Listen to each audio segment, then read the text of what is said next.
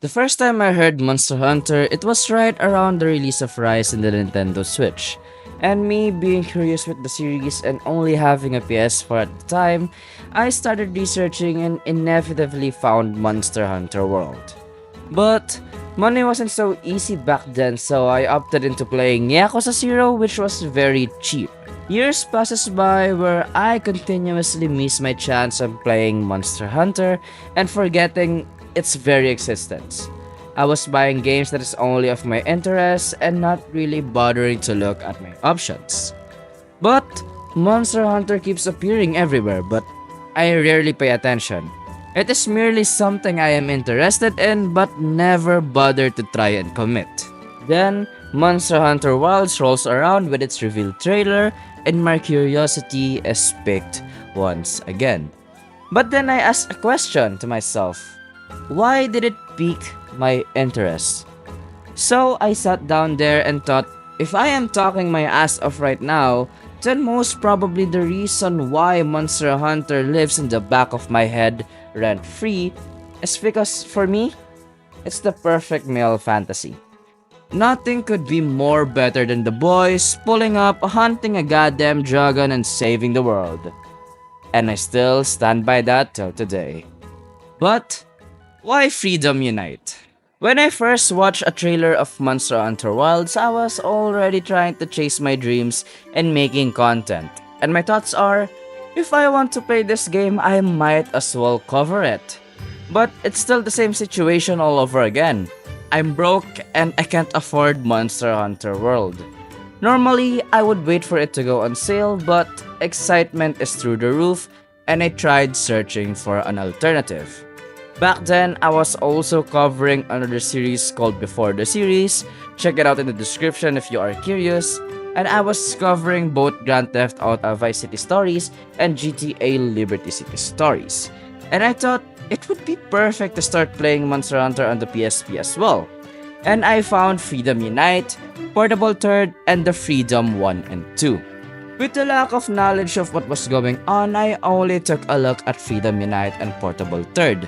But with Portable Third only having a Japanese localization, Freedom Unite at the time felt like it was my only choice. If you ask me what Monster Hunter Freedom Unite feels like, it feels like it's the peak of the PSP.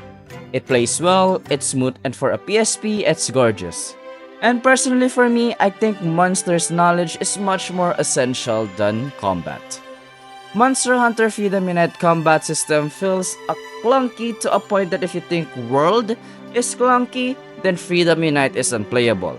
Mainly because Freedom Unite is a game in a PSP. But Monster Hunter Freedom Unite is fun, and I don't regret picking this game up for my first time. Let me tell you why. The start of Freedom Unite is extremely slow, that if you lose your mind walking for like the first 10 minutes in Astera, in the beginning of the game, then you will just explode here. There's no voice acting, so you have to read everything, and the training area is a must if you are playing it for the first time, because all tutorials are locked into that training area. As I've said, monster knowledge is a must, so moving around finding the monster you need to hunt takes a lot of your time.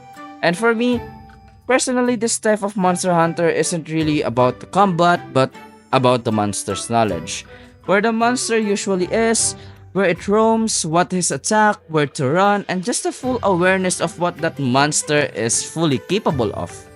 Now, I am not saying that it's not relevant anymore to the newer games, rather, it's something good about the games that persists up to this day. The only thing is, back then, it's as vital as your preparation, which makes your hunt a lot more easier. Freedom Unite gives you as much freedom as you need. Unlike the newer titles, they don't force you into a tutorial. You literally and pretty much immediately can do the village quests or the gathering hubs right when you start the game. Perfect for veterans or people who don't really care and just want to get hunting ASAP. Weapon gameplay is rough around the edges, with the long sword being the most notable when it comes to the Spirit Blade. And this game does not have Charge Blade, Insect Glaive, and Switch Axe, limiting the amount of combat you have in the game. One thing I have learned about in playing this game is that a hit and run is a much more effective strategy than committing to a full combo. But I don't mean to scare you into not playing this game. It's still a Monster Hunter. Give it a whiff and you'll still be addicted all the same. There's a lot more variety of monsters to fight in this game, with also plenty of subspecies.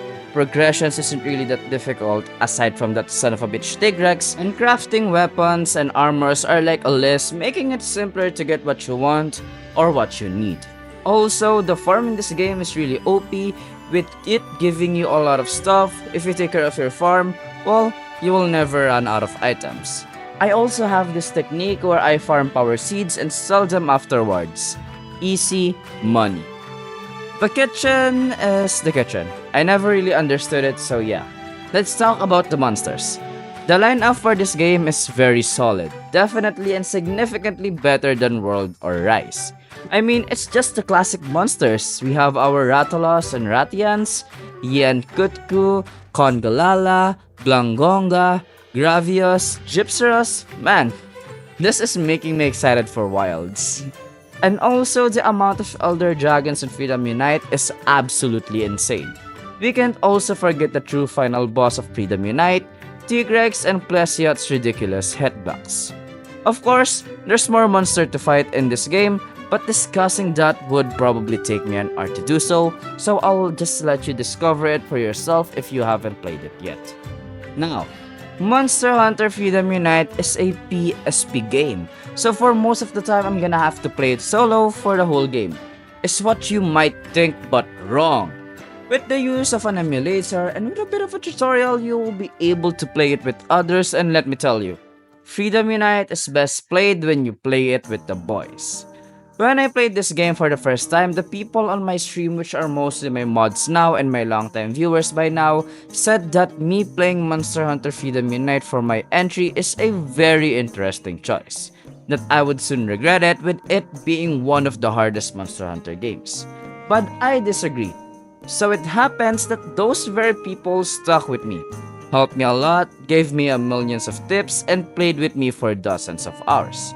It might have been rough around the edges, and true, it's one of the hardest now that I played World, Rise, and even Wilds, but experiencing what Monster Hunter used to be with people I consider friends is the best time ever. With me at times getting carried or us getting wiped or just doing stupid things. I couldn't ask for a different experience. For me, it was perfect. Now, I am not saying that Freedom Unite is only fun when you play it with others. And I'm not just here to criticize the game. I loved it, and I think it's perfect as it is. Even when I'm playing it alone, I still had a lot of fun. I was engaged and I couldn't stop playing the game. Despite its flaws, despite having choices for a perfect entryways to the series like World Iceborne or Rise Sunbreak, Freedom Unite is a choice I would keep picking just for the experience. Even if it's just for the monsters that I can hunt. It's worth coming back to, and it's worth playing for the first time. It's peak Monster Hunter gameplay and is a triple S tier. The best of the best. To be completely honest, the love and hate relationship that I have with this game is absolutely crazy. With me having played the newer games, I at times cannot stand the gameplay of this game. But I keep coming back to it. Whether I play alone or with the boys, it has this magic that I cannot explain, but it makes it really freaking good. From the satisfaction of fighting a certain monster, crafting a new weapon, grinding for hours for the armors that you wanted, to you being all smug because the monsters now are not doing damage to you just because you have a new armor, and getting one hit by a Rajang or getting hit by a tail of Lao Shan Lung. It was perfect, and I don't regret it. I will never regret it. Hi, this is Musin, and thank you so much for watching this mini retrospective. As of writing the script, Wilds is right around the corner, and I could only hope to feel the same thing that Freedom Unite made me feel without hating the controls or the gameplay. If you did enjoy this video, if it made you nostalgic, or make you wanna try Freedom Unite, drop a like and maybe even subscribe. Join the 2.2% subscriber who watches my videos. Also, comment down below your thoughts and what you love the most about Freedom Unite. I really hope that you enjoyed this video. But until then, I'll see you all at the Forbidden Lands. Thank you all for watching and see you all next time.